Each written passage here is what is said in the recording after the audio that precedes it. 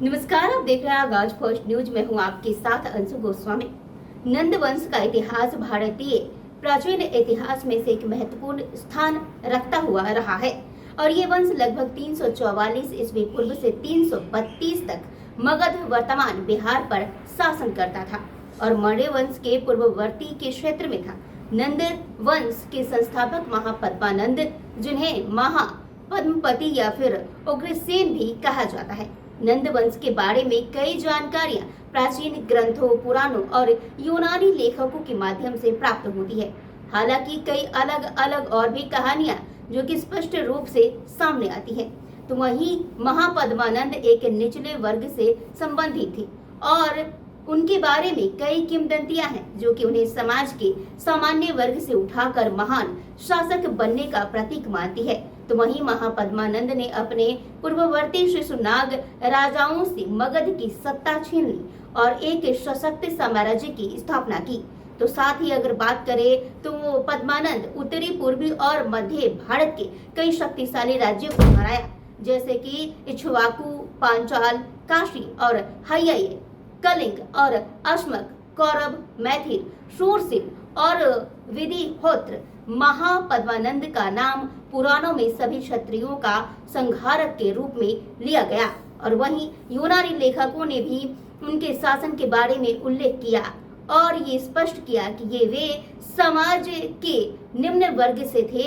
उनकी सेनाओं ने कई क्षेत्रों पर कब्जा किया और साम्राज्य का विस्तार किया। हालांकि ये भी कहा गया कि महापद्मानंद का शासन क्रूरतापूर्ण रहा। तो वहीं महापद्मानंद के बाद उनके 8 पुत्रों ने बारी बारी से राज्य किया और इन शासकों का शासनकाल कुल 40 वर्षों तक चला। पुराणों में नंद वंश का अधिक उल्लेख नहीं मिलता है, लेकिन बौद्ध और जैन स्रोतों में नंद वंश के 8 शासकों का उल्लेख किया गया। तो इनमें से अंतिम शासक धनानंद था, जिसे कि कुछ स्रोतों में अग्रामी या फिर जेंड्रोमी भी कहा गया। तो वहीं अगर बात करें नंद वंश के शासकों के राज्यों का, तो वहीं क्षेत्र ये बहुत बड़ा है और उनकी सैन्य शक्ति भी बहुत प्रभावशाली थी। वहीं यूनानी इतिहासकारों के अनुसार नंद वंश की सेना में लगभग 20,000 घुड़सवार, 2 लाख पैदल सैनिक, 2,000 रथ और 3,000 हाथी थे। उनकी प्रशासनिक व्यवस्था भी काफी संगठित थी और उन्होंने कई महत्वपूर्ण परियोजनाओं पर भी काम किया, जैसे कि जलवायु परियोजनाएं। इसके साथ ही एक मंत्रिमंडलीय परिषद का भी गठन। तो इसी के साथ ही अगर नंद वंश के साम्राज्य की बात करें तो इतना विशाल था कि सिकंदर महान के सैनिक ने भी ब्यास नदी पार करने से इनकार कर दिया। सिकंदर ने भारत के उत्तर पश्चिमी हिस्सों में आक्रमण किया था, लेकिन नंद वंश के शक्तिशाली सेना के कारण उसे आगे बढ़ने का साहस नहीं मिला और ये घटना ये दर्शाती है कि नंद वंश की सैन्य शक्ति बहुत प्रभावशाली थी। तो वहीं नंद वंश के अंत की बात करें तो 332 ईस्वी पूर्व हुआ और जब चंद्रगुप्त मौर्य, जो कि एक स्थानीय शासक थे, ने कौटिल्य चाणक्य की सहायता से नंद वंश को उखाड़ फेंका और मौर्य वंश की स्थापना की।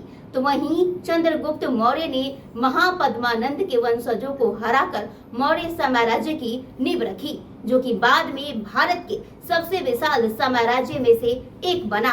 और इसी के साथ ही नंद वंश के शासन काल में भारत की कृषि और वाणिज्य का भी विकास हुआ और इस समय लौह तकनीकों का भी उपयोग तेजी से बढ़ा और कृषि उत्पादन में वृद्धि हुई।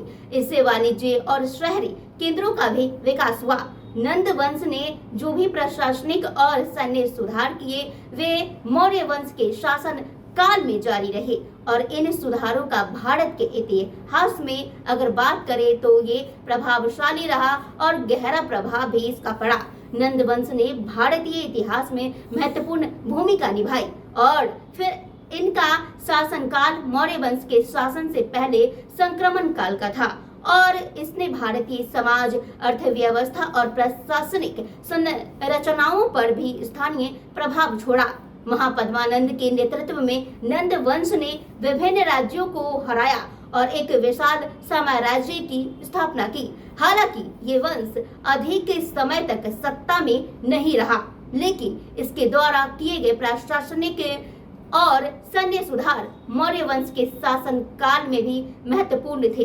और नंद वंश की बात की जाए तो सबसे अगर अच्छे कार्य हो और विकास की बात हो तो चंद्रगुप्त के काल से शुरू हुआ, जब से यानी कि चंद्रगुप्त शासन काल को अपने हाथों में लिए और वो सत्ता के सिंहासन को संभाले। इस खबर पर आपकी क्या प्रतिक्रिया है,